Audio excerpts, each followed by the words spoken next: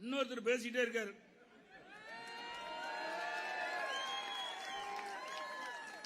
அவர் கட்சிக்கு வந்த இன்னும் 5 வருஷம் ஆகல.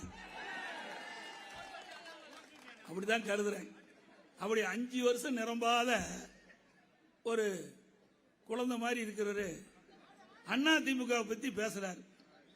2024 கட்சி காணாத போயிருமா? நீ கண்டுபிடிச்சு கொடு, போலீஸ் தானே. தம்பி, உன்னை போல எத்தனை பேர்த்த இந்த கட்சி பார்த்திருக்குது? ஒன்றா இரண்டா? எத்தனையோ எதிர்ப்புகள். பொன்மனச்செம்மல் புரட்சி தலைவர் அவர்கள் அண்ணா திமுகவை தோற்றுவிக்கின்ற பொழுது கடுமையான எதிர்ப்பை சந்தித்து தான் மக்கள் துணையோடு அதை முறியடித்து அண்ணா திமுக தோற்றுவித்தார். அவருடைய மறைவுக்கு பிறகு இதய புரட்சி தலைவி அம்மா பல்வேறு எதிர்ப்புக்கு இடையில இந்த கட்சியை காப்பாற்றினாங்க. ஆக இருவரும் தலைவருடைய அருளாசியோடு, உங்களுடைய ஆதரவோடு, மேடையில் இருக்கின்ற நிர்வாகிகள் ஆதரவோடு இன்றைக்கு கட்சி முழுமையாக காப்பாற்றப்பட்டிருக்கிறது. அது தெரியாம, வரலாறு தெரியாம ஏதோ பேசிட்டு இருக்காரு. அவள் கண்ட கனவு வேற, நடக்கிறது வேற. அதனால புலம்பிக்கிட்டு இருக்கிறாங்க. வேற ஒண்ணு இல்ல, விரத்தின் விளிம்பிக்கு போயிட்டார். அதனால இப்படிப்பட்ட பேச்செல்லாம் வருது. ஆகவே தம்பி, கொஞ்சம் பொறுமையா பேசு. அண்ணா திமுக ஒரு மாதிரியான கட்சின்னு ஏற்கனவே சொல்லிட்டேன். அண்ணா திமுகவில் 2,06,00,000 உறுப்பினர் இருக்கிறாங்க. ஒருத்தர் 2 இல்ல.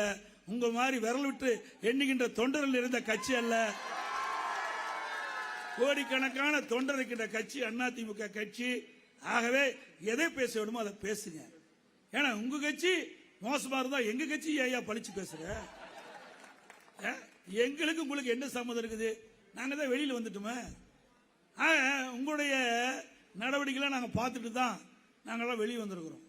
அண்ணா திமுக என்பது தனி தத்துவம், தனி அண்ணா திமுகவுக்கு என்று தனி பலம் இருக்குது. ஆக குறைச்சு மதிப்பிடாதீங்க. அண்ணா திமுகவை யார் வீழ்த்த வேண்டும் என்று எண்ணுகிறார்களோ அவர்தான் வீழ்ந்து போவார்கள். அண்ணா திமுகவை யார் அழிக்க நினைக்கின்றார்களோ அவர்தான் அழிந்து போவார்கள். இப்ப கண்கூட பார்த்துட்டு தான் இருக்கிறோம். தெரியுமில்ல, எதை தூக்கிட்டு திரிகிறான்னு தெரியுமில்ல. இது தொண்டன் இருந்த கட்சி. நான் இந்த இடத்துல பொதுச் செயலாளராக பேசல, தொண்டனாக இருந்து நான் பேசிக்கொண்டிருக்கின்றேன். அண்ணா திமுகவில் எனக்கு பின்னால யார் வேணாலும் வருவாங்க. அம்மா அழகா சொன்னாங்களே சட்டமன்றத்தில், எனக்கு பின்னாலும் 100 ஆண்டு காலம் அண்ணா திமுக தொடர் சொன்னாங்க. அதே போல இப்ப நான் வந்திருக்கிறேன். பிறகு எனக்கு பின்னால மேடைகளுக்கு யாராவது வருவாங்க, இல்லது இங்க யாராவது அமர்ந்திருக்க, நீங்க யாராவது வரலாம். இந்த ஜனநாயக கட்சி. அதே இந்த கட்சியில் உழைக்கின்றவர்களுக்கு, இந்த கட்சிக்கு விசுவாசமா இருக்கின்றவர்கள் எந்த தொண்டனும் உயர்ந்த பதவிக்கு வர முடியும் என்ற கட்சி அண்ணா திமுக கட்சி. வேற எந்த கட்சியிலும் கிடையாது. உங்க கட்சி மாதிரி டெல்லியில இருந்து அப்பாயின்மெண்ட் பண்ற கட்சி எல்லாம் அண்ணா திமுக கட்சி. ஏன்னா அரசு அப்பப்ப இடமாற்றம் செய்வாங்க. அப்பாயின்மெண்ட் சரியில்லைன்னா அப்பாயின்மெண்ட் ரத்து பண்ணுவாங்க. அப்படிப்பட்ட கட்சியில நீ இருக்கிற, உன் அப்பாயின்மெண்ட் பண்ணிருக்கிறாங்க. நீ ஜூன் 4க்கு பிறகு இருப்பியா இல்லையா என்பது பிறகு பார்த்துக்கலாம். அண்ணா திமுகவை காணாமல் பண்ணிவிடுவாங்க. தம்பி, நான் இந்த கட்சியில் 50 வருஷம் ஆச்சு. மேடையில் இருக்கிற அண்ணன் தமிழ்மகன் உஷேன், அவர் மூத்தவர். அவர் பல ஆண்டு, எனக்கு முந்தைய 65 வருஷத்துக்கு மேல இருப்பார் நினைக்கிறேன். அண்ணனுக்கு வயசு சொல்லக்கூடாது, நல்லா இருக்காது. இப்படி மேடையில் இருக்கிற மூத்தவர்கள் இருக்கிறாங்க. அண்ணனுக்கு 86. ஆண்டனுடைய அருளால, அல்லாஹ்வுடைய அருளால இன்னும் நீண்ட ஆயுளோடு அண்ணா திமுக சேவை செய்யணும். அண்ணா திமுக பொறுத்த வரைக்கும் ஜாதிக்கு மதத்திற்கு அப்பாற்பட்ட கட்சி அண்ணா திமுக கட்சி. ஆகவே எங்களை வீழ்த்த வேண்டும் என்று ஒருபோதும் நினைத்து விடாதீர்கள். நினைப்பவர்கள் தான் வீழ்ந்து போவார்கள். அதுதான் வரலாறு. மத்தியில் ஆளுகின்ற அரசு மக்கள் மீது மிகப்பெரிய சுமை சுமத்தி கொண்டிருக்கின்றார்கள்.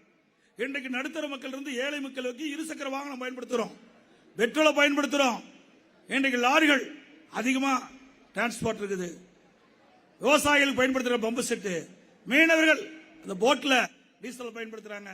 எல்லா வகையிலும் டீசலை பயன்படுத்தி தான் இயக்க வேண்டி இருக்குது என்ஜின்ல.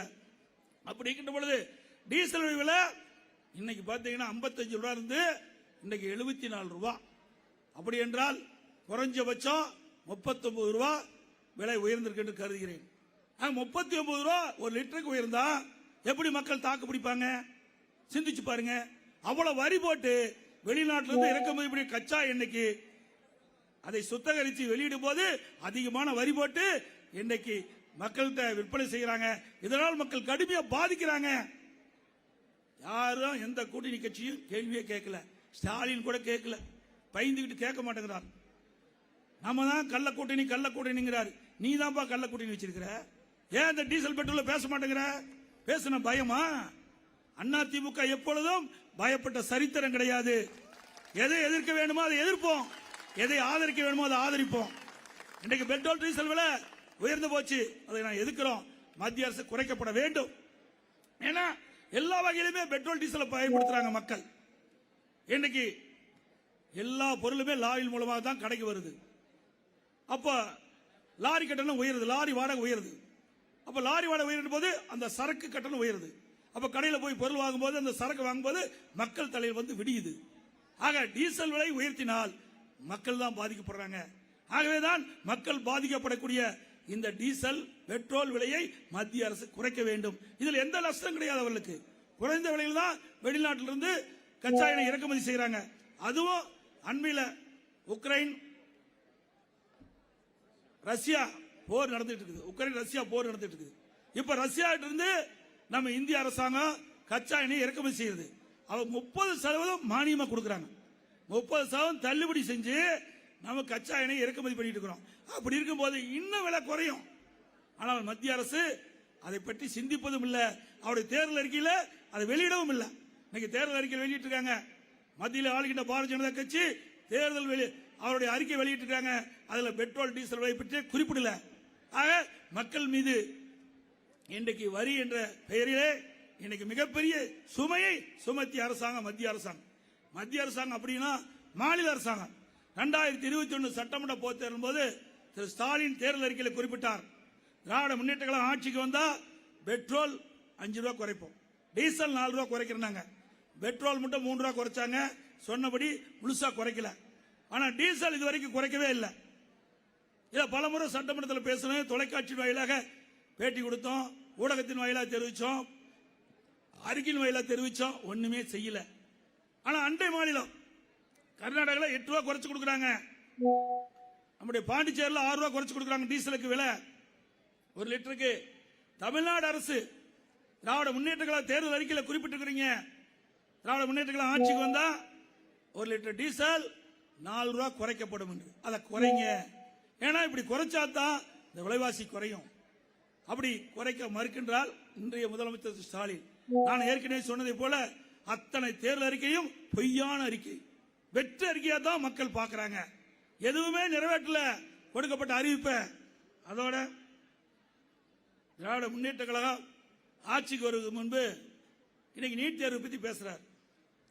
அந்த நீட் தேர்வு யாரால் வந்தது என்றால் மத்தியில் 2019 மத்தியில் காங்கிரஸ் ஆட்சி நடந்தது. அந்த காங்கிரஸ் மந்திரி சபையில் திராவிட முன்னேற்ற கழகம் அமைச்சரவையிலே அங்கீகரித்தது, இடம்பெற்றிருந்தது. அப்பொழுது திரு காந்தி செல்வன் அங்கே நாடாளுமன்ற இருக்கும்போது அவர் திமுக கட்சி சேர்ந்தவர். அவர் மக்கள் மத்திய சுகாதாரத்துறை இணையமைச்சராக பொறுப்பில் இருந்தார். அந்த காலகட்டத்தில் 2010 டிசம்பர் 21 நோட்டிபிகேஷன் போடுறாங்க. இதுதாங்க நோட்டிபிகேஷன். இது யாரும் மறுக்க முடியாது. நான் சட்டமன்றத்திலையும் பேசினேன். ஆனா அவர்கள் அதை மறுக்கிறாங்க. 2010 December 21 medical council of India gazette notification வெளியிடுறாங்க. அப்ப திமுக காங்கிரஸ் தான் இந்த நாட்டை ஆண்டு கொண்டிருந்தது. அந்த காலகட்டத்தில் நீட்டை கொண்டு வந்தது அவர்கள். நீட்டை தடுப்பதற்கு அம்மா முயற்சி செஞ்சாங்க. பிறகு அம்மாவுடைய அரசு முயற்சி செஞ்சது. உச்சநீதிமன்ற தீர்ப்புப்படி நடைமுறைப்படுத்த வேண்டிய கட்டாயத்தில் தள்ளப்பட்டோம். இன்று வரை நீட் தேர்வு தமிழகத்தில் இருக்கக்கூடாது என்பது முழுமையான அதிமுக நிலைப்பாடு. ஆனா கொண்டு வந்து திமுக எப்படி பொய்ய பேசிட்டு இருக்காங்க பாருங்க. எங்க பார்த்தாலும் பொய் மூட்டை அவுத்து விட்டுட்டே இருக்கிறார். அதிமுக ஆட்சியில் தான் வந்தது. அது எடப்பாடி பழனிசாமி இருக்கும் போதுதான் நீட் வந்தது. நீட்டை கொண்டு வந்து நீ தான், நாங்கல்ல. தடுப்பதற்கு அதிமுக அரசு கடுமையான முயற்சி செய்தது. அது மட்டும் இல்ல, காங்கிரஸ் கட்சி சேர்ந்த ஒரு பிரமுகர், அவருடைய மனைவிதான் நீட் தேர்வுக்கு ஆதரவா போய் நீதிமன்றத்தில் வாதாடி அது தீர்ப்பு வந்த பிறகு அந்த அம்மா பேசுறாங்க, நீட்டுக்கு முற்றுப்புள்ளி வைத்துட்டு இப்படி எல்லாம் செஞ்சுட்டு நம்ம மீது கொண்டாந்து பழி போடுறாங்க திமுக. இதெல்லாம் மக்கள் புரிந்து கொள்ள வேண்டும் என்று இந்த நேரத்தில் தெரிவிக்க விரும்புகிறேன்.